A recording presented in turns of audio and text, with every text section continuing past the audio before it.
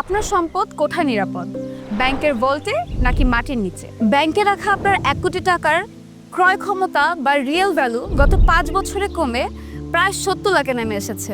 অথচ ঢাকার কাছেই পূর্বাচল বা গাজীপুরে 1 কোটি টাকার জমি 2 কোটিতে দাঁড়িয়েছে। আপনি কি আপনার টাকা জমাচ্ছেন নাকি নিজের সম্পদ নিজেই ক্ষয় করছেন? আসসালামু আলাইকুম, আপনাদের সবাইকে আমন্ত্রণ জানাচ্ছি ইনভেস্টমেন্ট ইনসাইডের প্রথম পর্বে।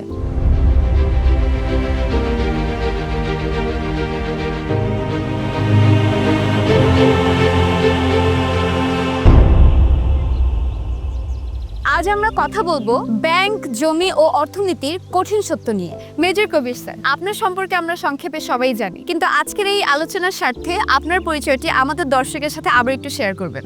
ধন্যবাদ আপনার প্রশ্নের জন্য। আমি সামরিক বাহিনীর একজন কর্মকর্তা হিসেবে 18 বছর চাকরি করেছি। আমার অবসরকালীন জীবনে আমি উদ্যোক্তা হিসেবে কাজ করছি। আমার স্বপ্নের প্রথম যাত্রাটা শুরু হয় 2009 সালে Rajendra eco resort and village দিয়ে। গাজীপুরের শালনা অথবা ভাওয়ালগড় এলাকায় গহীন জঙ্গলের ভেতরে আমি নীরব একটি জায়গা বেছে নিয়েছি। একটা মানুষের ইনভেস্টমেন্টটা যেন সিকিউরড হয়, টাইমলি একটা গ্রোথ থাকে এবং প্রসপেক্ট থাকে। বিষমুক্ত খাবার, যে ফিট খাবারটা, সেই খাবারটা আমাদের হাতের কাছে নেই। আমি এই জন্য একটা কম্পোজিট অ্যাগ্রো ফার্ম তৈরি করার স্বপ্ন দেখেছি। অ্যাগ্রোর প্রতিটা সেক্টরে আমি কাজ করছি, কাজ করে যাচ্ছি। একটা সিনিয়র লিভিং বা সিনিয়র সিটিজেন হোম আমি তৈরি করার স্বপ্ন দেখেছি এবং সেটার কার্যক্রমও আমি ইতিমধ্যে শুরু করেছি। আমার পরিচয় বলতে আমার কর্মকাণ্ডকে বোঝায়, আমার পরিচয় বলতে সামরিক বাহিনীর সুশৃঙ্খল জীবনযাপনকে বোঝায়, আমার পরিচয় বলতে আমি একজন উদ্যোক্তা হিসাবে নতুন কিছু সার্ভিস নিশ্চিত করতে পারছি সমাজে, এটাকে বোঝায়। ধন্যবাদ। সাব্বির স্যার, আপনি তো ব্যবসার মানুষ, আর আপনি যদি শুধু ব্যবসায়ী হতেন তাহলে হয়তো এই আলোচনা আজকে দরকার হতো না। কিন্তু আজকে আপনি কেন আমাদের সাথে এই ইনভেস্টমেন্ট ইনসাইডে? ধন্যবাদ আপনাকে।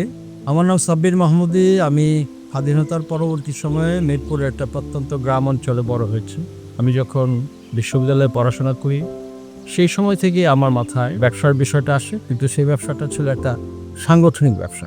আমি আমার বন্ধুদেরকে নিয়ে সংগঠন করি এবং এটা করতে গিয়ে আমার 7 জন বন্ধু 350 টাকা দিয়ে একটা কোঅপারেটিভ শুরু করি। যে কোঅপারেটিভটা কিংশুক নামে পরিচিতি পেয়েছে ব্যাপক, এবং এই প্রতিষ্ঠানটা প্রায় 400 কোটি টাকার একটা প্রতিষ্ঠানে রূপান্তর হয়। 3 থেকে 400 কর্মসংস্থান হয়, 18টা প্রজেক্ট হয়। আমি 95-এ ন্যাশনাল অ্যাওয়ার্ড পেয়েছি। আমি গোল্ড মেডেলে ভূষিত হই বাংলাদেশের শ্রেষ্ঠ সমবায় হিসেবে।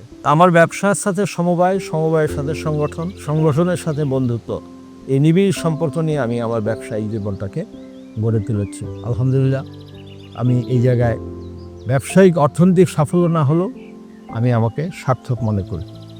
ধন্যবাদ।